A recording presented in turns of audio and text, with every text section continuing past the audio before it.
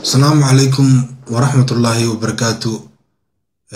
شيء كجوتي ملك استيجوغان بوان سلام يا دي بدها نقطة جودنها نقطة أنا جوا سعد حسين روبلي. Bonjour, je salue le peuple djiboutien partout où vous êtes, à l'intérieur du pays ou à l'extérieur. Je m'appelle Saad Hussein Roble, membre du parti UDJ, dont le président est Saïd Hussein Roble.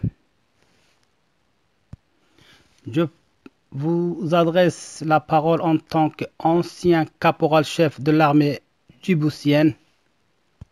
Je suis ici pour témoigner et partager les difficultés que rencontre l'armée nationale djiboutienne en tant qu'ancien caporal-chef de l'armée nationale djiboutienne. Témoigner les tracasseries, les menaces, les difficultés que rencontre l'armée djiboutienne, les harcèlements, les difficultés, les menaces que rencontre l'armée nationale djiboutienne, j'énumère 4. Avant de rentrer en détail les 4 points, je cite le lieutenant Fouad Ali Youssouf et le capitaine Omar Hassan Ali, l'un de l'armée de l'air, l'autre brigade d'intervention rapide. Lorsque vous voyez les officiers qui racontent leurs difficultés, leur manière dont on traite, que pensez-vous, les sous-officiers et les hommes du rang? Les officiers sont le cerveau de l'armée nationale. Si la tête, rien ne marche pas dans la tête, le corps entier, que pensez-vous? Ces officiers, 1. Lieutenant Fouad Ali Youssouf, 2. Capitaine Omar Hassan Ali, ils étaient de hauts gradés de l'armée nationale. Ils avaient de l'opportunité. Ils étaient des hommes respectables dans l'armée nationale. Les 2 officiers n'ont pas pu supporter les harcèlements, les règles bafouées, les intimidations. Que pensez-vous, les autres, les sous-officiers et les hommes du rang?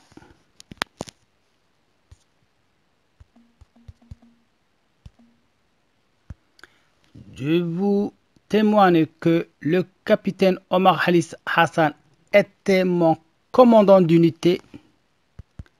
Il était en même temps mon directeur de stage, de formation. Un homme respecté par ses subalternes, un homme sérieux qui connaît ce qu'il fait, le capitaine Omar Hassan Ali. Et je vous informe que j'ai travaillé dans les divers corps de l'armée nationale, tels que l'armée de l'air, l'artillerie de Dikil. J'ai travaillé aussi au CCO camp Cheikh Ousmane. Pendant ce temps que je travaillais que j'étais parmi dans les diverses unités armées de l'air, terre, j'ai travaillé, collaboré avec des officiers qui m'ont donné des instructions que je ne peux oublier aujourd'hui. Toutes ces expériences accumulées m'ont donné une réelle image de l'armée nationale. J'attire par ailleurs votre attention que lorsque j'étais affecté dans l'unité de Gareel au nord du pays, les militaires, le repas des militaires était servi par des viandes, des animaux que personne n'a pu l'acheter, des animaux malades on nous servait des viandes des animaux malades.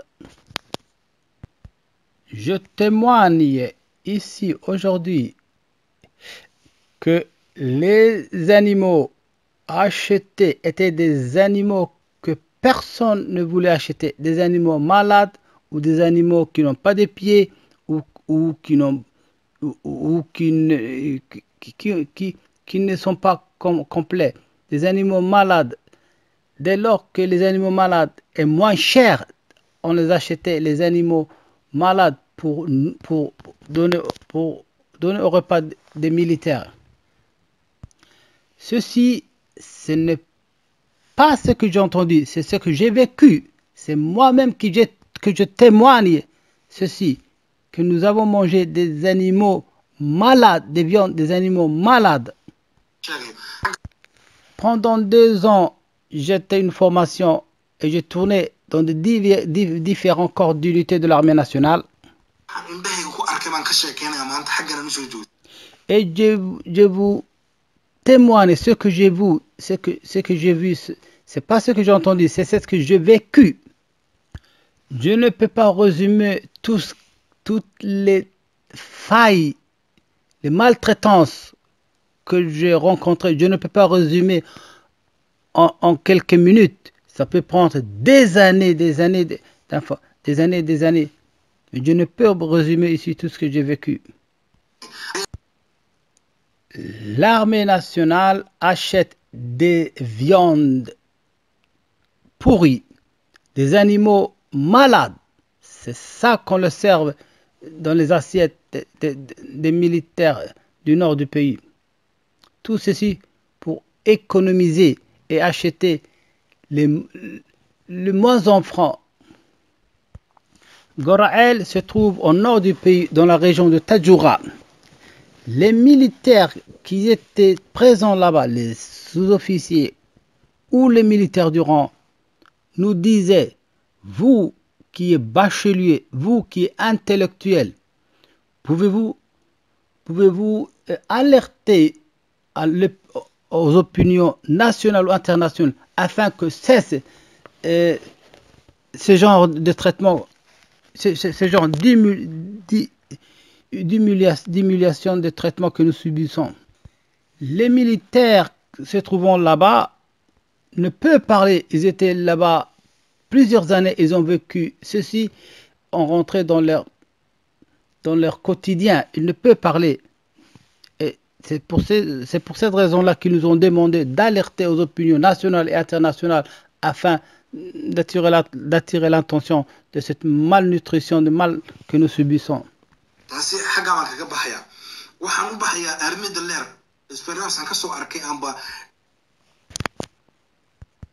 Nu, je prends un autre exemple de l'armée de l'air, un exemple que j'étais présent. J'étais stationné à Hol et nous avons pris un hélicoptère de Hol jusqu'à l'aéroport de détachement air de l'armée de l'air. Nous étions une vingtaine de soldats. Le but de notre arrivée au détachement air était pour subir des examens médicaux pour une éventuelle mise en route à l'étranger pour des stages. Un beau matin, nous faisions la corvée de l'hangar, nous nettoyions les hélicoptères, l'hangar. Nous étions tous des soldats, de deuxième classe, première classe, caporal chef. Le chef de corps, colonel Wahib, est venu nous voir.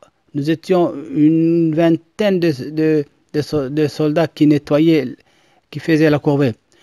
Le colonel Wahib nous a engueulé et crié, comment se fait-il que ces soldats ont sorti de leur immeuble? Retournez, soldats, retournez vos immeubles.